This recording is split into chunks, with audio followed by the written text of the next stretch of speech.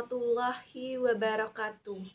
Perkenalkan, nama saya Dini Azari, NIM 2111240013, Prodi PGMI kelas 2A, mata kuliah Ilmu Pendidikan Islam, dosen pengampu Dr. Basinun SAG MPD. Di sini saya akan menjelaskan tentang pendidikan seumur hidup. Pengertian pendidikan seumur hidup. Pendidikan biasanya berawal saat seorang bayi itu dilahirkan dan berlangsung seumur hidup. Pendidikan bisa saja berawal dari sebelum bayi lahir, seperti yang dilakukan oleh banyak orang dengan memainkan musik dan membaca kepada bayi dalam kandungan, dengan harapan ia bisa mengajarkan bayi mereka sebelum kelahiran. Pendidikan seumur hidup, long life education, adalah makna yang seharusnya benar-benar terkonsepsikan secara jelas, serta komprehensif dan dibuktikan dalam pengertian, dalam sikap, perilaku, dan dalam penerapan terutama bagi para pendidik di negeri kita. Pendidikan seumur hidup atau belajar seumur hidup bukan berarti kita harus terus sekolah sepanjang hidup kita. Sekolah banyak diartikan oleh masyarakat sebagai tugas belajar yang terperangkap dalam sebuah ruang yang bernama kelas. Bukan itu yang dimaksud. Paradigma belajar seperti ini harus segera kita rubah.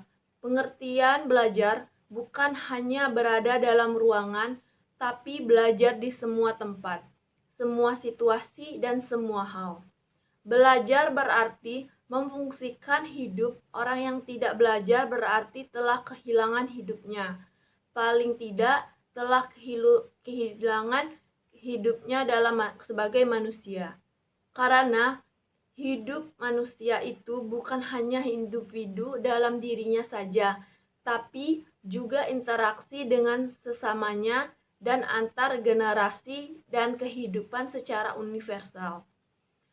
Ruang konsep pendidikan seumur hidup. Konsep pendidikan seumur hidup sebenarnya sudah sejak lama dipikirkan oleh pakar pendidikan dari zaman ke zaman. Apalagi bagi umat Islam, jauh sebelum orang-orang berat mengangkatnya, Islam sudah mengenal pendidikan seumur hidup.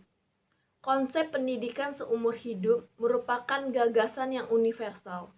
Konsep pendidikan seumur hidup memandang pendidikan sebagai satu sistem yang menyeluruh yang di dalamnya terkandung prinsip-prinsip pengorganisasian untuk pengembangan pendidikan.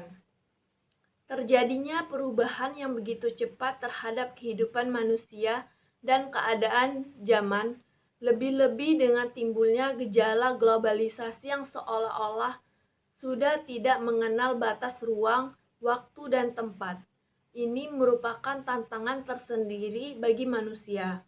Oleh karena itu, untuk bisa bertahan dan menguasai nasib sendiri dalam kehidupan peranan pendidikan atau belajar sepanjang hayat diperlukan oleh setiap orang.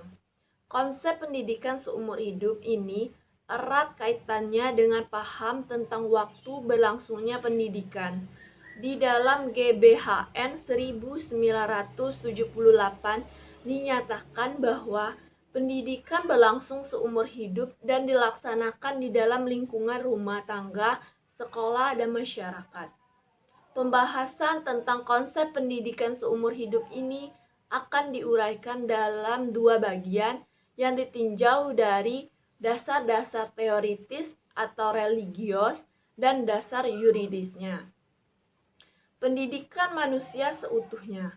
Manusia seutuhnya adalah yang menjadi rahmatan lil alamin, yang mempunyai kemampuan cipta, rasa, dan karsa, atau manusia yang kognitif, efektif, dan konotatif psikomotorik pada zamannya. Itulah blueprint manusia masa depan yang memiliki zikir, fikir, dan amal saleh. Di samping itu, ada beberapa kausa pertanyaan yang harus mampu kita menjawabnya. Yang mana dengan kausa inilah nantinya kita akan mentransfer ke dalam proses pendidikan manusia dalam konteks ruang serta waktu. Kausa pertanyaan itu adalah yang pertama, kausa efisien. Bagaimana? Yang kedua, kausa formalis. Menurut rencana apa? Yang ketiga, kausa materialis. Dengan apa? Dan kausa finalis. Untuk apa kita dididik? Manusia sepenuhnya sebagai satu konsepsi modern perlu kita analisa menurut pandangan sosial budaya Indonesia. Berdasarkan pikiran demikian dapat diuraikan konsepsi manusia seutuhnya ini secara mendasar, yakni mencakup pengertian sebagai berikut. Yang pertama, keutuhan potensi subjek manusia sebagai subjek yang berkembang. Kepribadian manusia lahir batin ialah satu kebutuhan yang utuh antara potensi-potensi hereditas kebawaan dengan faktor-faktor lingkungan, pendidikan, tata nilai, dan antar hubungan. Potensi secara universal mencakup tujuan potensi. Yang pertama, potensi jasmania, fisik badan, dan panca indera yang sehat normal. Yang kedua, potensi pikir, akal, rasio, inteligensi, intelek. Yang ketiga, potensi rasa, perasaan, emosi, baik perasaan etis, moral maupun perasaan estetis. Yang keempat, potensi karsa, kehendak, keinginan termasuk prakarsa.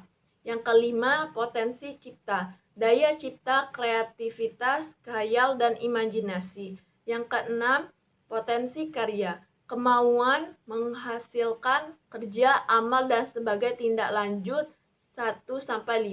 Yang ketujuh, potensi budi nurani, kesadaran budi hati nurani yang bersifat supresional.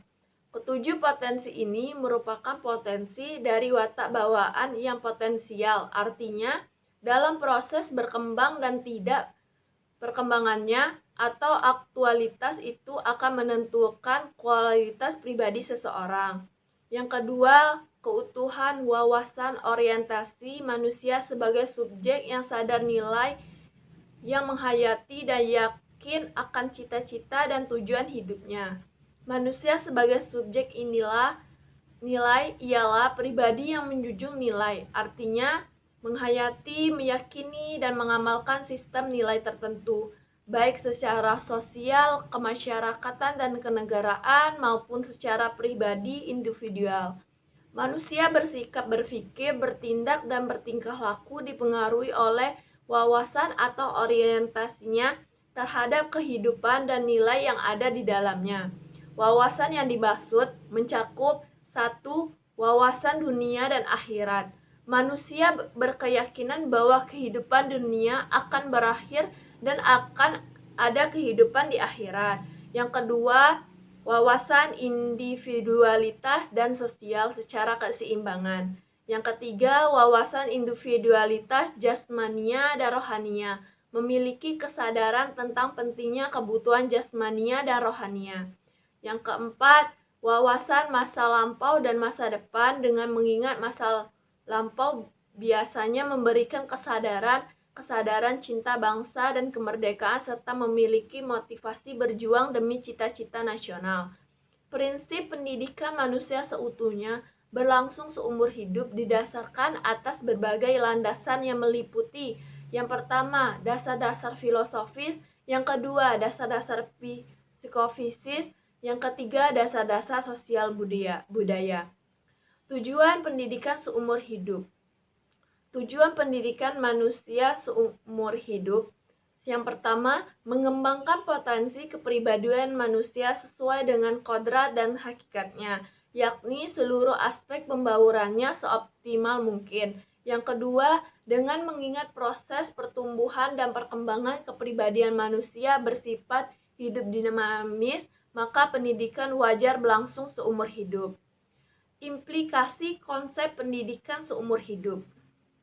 Implikasi di sini diartikan sebagai akibat langsung dan konsekuensinya dari suatu keputusan. Dengan demikian, maksudnya adalah sesuatu yang merupakan tindak lanjut atau follow up dari suatu kebijakan atau keputusan tentang pelaksanaan pendidikan seumur hidup. Penerapan asas pendidikan seumur hidup pada isi program pendidikan dari sasaran pendidikan di masyarakat mengandung kemungkinan yang luas. Kategori yaitu implikasi pendidikan seumur hidup pada program pendidikan dapat dikelompokkan menjadi beberapa. Yang pertama, pendidikan baca tulis fungsional. Program ini tidak saja penting bagi pendidikan seumur hidup dikarenakan relevansinya yang ada pada negara-negara berkembang dengan sebab masih banyaknya pendidikan yang buta huruf. Mereka lebih senang menonton TV, mendengarkan radio, mengakses internet daripada membaca. Meskipun cukup sulit untuk membuktikan peranan melek huruf fungsional terhadap pembangunan sosial ekonomi masyarakat, namun pengaruh iptek terhadap kehidupan masyarakat, misalnya petani, justru disebabkan oleh karena pengetahuan-pengetahuan baru pada mereka. Pengetahuan baru ini dapat diperoleh melalui bahan bacaan utamanya. Oleh sebab itu, realisasi baca tulis fungsional minimal memuat dua hal, yaitu memberikan kecakapan membaca, menulis, menghitung yang fungsional bagi anak didik, menyediakan bahan-bahan bacaan yang diperlukan untuk mengembangkan lebih lanjut kecakapan yang telah dimilikinya. Yang kedua, pendidikan vokasional. Pendidikan vokasional adalah sebagai program pendidikan di luar sekolah bagi anak, di luar batas usia sekolah, ataupun sebagai pendidikan formal dan non-formal. Sebab itu, program pendidikan yang bersifat remedial agar para lulusan sekolah tersebut menjadi tenang yang produktif menjadi yang sangat penting. Namun yang lebih penting ialah bahwa pendidikan vokasional ini tidak boleh dipandang sekali jadi lantas selesai. Dengan terus berkembang dan majunya ilmu pengetahuan dan teknologi serta makin meluasnya industrialisasi, menuntut pendidikan vokasional itu tetap dilaksanakan secara kontinu. Yang ketiga, pendidikan profesional. Sebagai realisasi pendidikan seumur hidup, dalam kiat-kiat profesi telah tercipta built-in mekanisme yang memungkinkan golongan profesional terus mengikuti berbagai kemajuan dan perubahan menyangkut metodologi, pelengkapan terminologi, dan sikap profesionalnya. Sebab, sebagaimana apa yang berlaku bagi pekerja dan buruh, berlaku pula bagi profesional. Bahkan tantangan buat mereka lebih besar. Yang ketiga, pendidikan ke arah perubahan dan perkembangan. Diikuti bahwa di daerah globalisasi yang informasi yang ditandai oleh pesatnya perkembangan iptek telah mempengaruhi berbagai dimensi kehidupan masyarakat. Dengan cara massa yang serba menggunakan mekanik sampai dengan cara menerobos angkasa luar. Kenyataan ini tentu saja konsekuensinya menurut pendidikan yang berlangsung secara kontinu, lifelong education. Pendidikan ini bagi anggota masyarakat dari berbagai golongan usia agar mereka mampu mengikuti perubahan sosial dan pembangunan juga merupakan konsekuensi penting bagi asas pendidikan seumur hidup. Yang keempat, pendidikan kewarganegaraan dan kedewasaan politik. Di samping tuntutan penguasaan ilmu pengetahuan dan teknologi iptek, dalam kondisi sekarang di mana pola pikir masyarakat yang semakin maju dan kritis, baik rakyat biasa maupun pemimpin pemerintah di negara yang demokratis, diperlukan pendidikan kewarganegaraan dan kedewasaan politik bagi setiap warga negara. Pendidikan seumur hidup yang bersifat kontinu dalam konteks ini merupakan konsekuensinya. Baiklah, itu saja materi yang dapat saya sampaikan. Lebih kurangnya saya mohon maaf, kepada Allah saya mohon ampun. Terima kasih. Wassalamualaikum warahmatullahi wabarakatuh.